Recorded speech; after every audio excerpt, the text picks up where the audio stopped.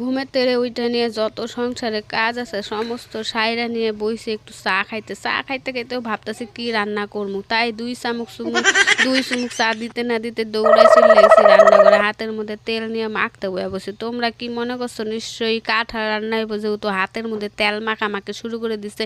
না না, সব সময় কি আর কাঁঠাল রান্না হবে? আজকে রান্না হবে কচু। হ্যাঁ, কদিন ধরে গলাটার এমন অবস্থা যে ঘরে এত কাইজা করি চিল্লাচিল্লি করি কেউ দামই দিতেছে না। তো এই গলাটারে আমার ফিরে আনা যদি একমাত্র কচুই আমাকে সাহায্য করবে। যাই হোক, আজকে আমার গলাটা একটু ভাঙা ভাঙা দেখতেছো, এটা একটু সবাই অ্যাভয়েড করে অ্যাডজাস্ট করে চলো। এটাতে ঠিক করার জন্যই আজকে আমি কচু রান্না করতেছি, যাতে সব কিছু একবারে ঠিকঠাক হইয়া যায়।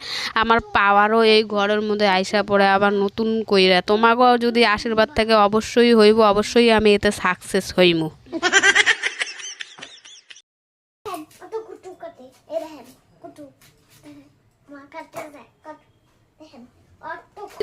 হাতটা চুলকাবে তো, আমি তো হাতে মধ্যে তেল দিয়ে নিছি।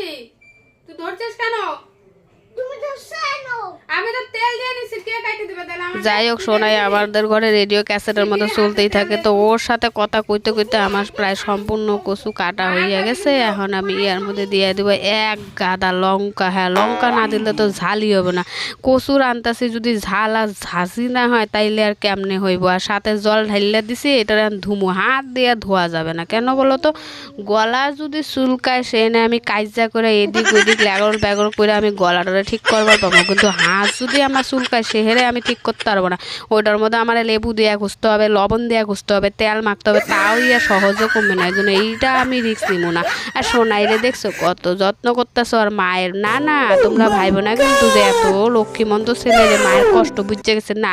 আসলে কতরে গাড়ি দেখাইছে যে আমার ক্লিপটাইনা লাগাই দিয়ে তারপরে নিয়ে আইছে, এমনি এমনি কিন্তু আনে নাই গা। সব কিছুর পিছনে একটা না একটা কারণ থাকে, একটা না একটা বাসা নায়ের পুর ঠিকই থাকে।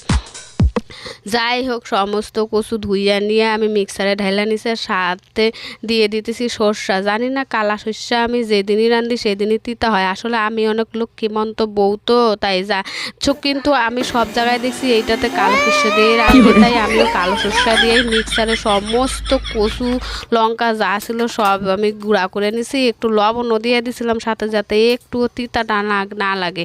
আজকে আসলে এটা আমার প্রথম রান্না। আমার কচু পেঁয়াজ দিয়ে আমি করছি, কিন্তু এইভাবে সরিষা দিয়ে কোনোদিন বাটা করি নাই।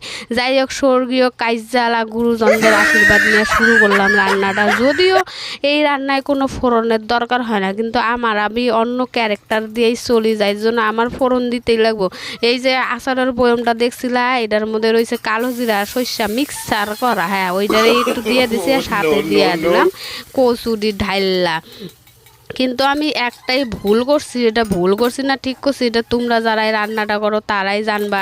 কি করছি, এক গাদা জল নিয়ে যেরকম মানে অন্য সব মশলা করলে দিয়ে দেয় সেরকমই এক গাদা জল নিয়ে দিছি। এইটা জাল পাততে পারতে তো অনেকটা টাইম লাগবে, আর এতখানি জাল যদি টাইম দিয়ে করি তাহলে তো সর্ষা আমার মনে হয় না খাওন যাবো, তিতাই লাগবো। যাই হোক, অবশেষে অবশ্যই দেখতেই পারবা এটা তিতা হয়েছে না মিঠা হয়েছে না সেই স্বাদ হয়েছে, কিতা হয়েছে কেরা জানে। যাই হোক, নাড়ন চারণ দিয়ে সম্পূর্ণ সর্ষাটারে শুকায় নিয়ে একদম বাটির মধ্যে নামায় নিছি, আর সাথে দিয়ে দিছি একটুখানি কাঁচা তেল। কেন তখন আমি তেল কম দিছিলাম, সব জায়গায় দেখলাম ওই কিপটার মতো আধা চামচ তেল দিয়েই করতেছে, তা আমিও তাই করছি। যদিও আমি তেল কম দিয়ে রাঁধতে পারি না, কিন্তু ভাই সব গুণই থাকতে লাগে। আমি অলক্ষ্মীমন্ত বউ একখানা তো, তাই এই গুণটাও রাখছি। একটুখানি তেল দিয়ে কোনো রকমের ঘ্যাসটায় গুষ্টায় নাইরা রান্দা সেন্দা নামাইছি। এখন চলো দেখা যাক খাইতে কেমন লাগে। সাথে আমি অনেক কিছুই রান্না করছি, খালি যে তোমার এটা করছি তা না। তো যা যা রান্না করছি সব কিছু একসাথে নিয়ে এবার খাইতে বইমু।